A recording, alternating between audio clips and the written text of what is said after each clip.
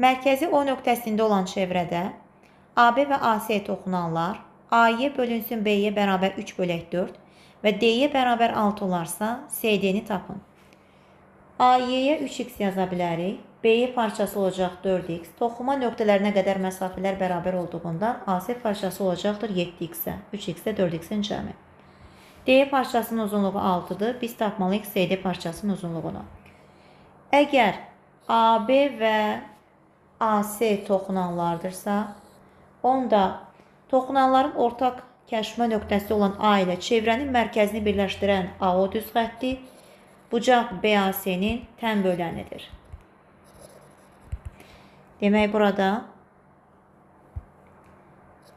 BAO bucağı ilə CAO bucağı bir-birinə bərabərdir. Onda belə çıxır ki, üçbucaq AYC-dən biz AD-nin tənbölən olduğunu nəzərə alıb, tənbölənin xassəsinə görə yaza bilərik ki, AY-nin YD-yə nisbəti bərabərdir AC-nin CD-yə nisbəti.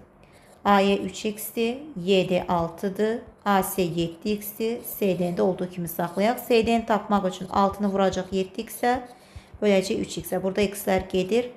3 ilə də 6 ixtisar getsə 2 vuraq 7, cavabımız olur 14, C variantı.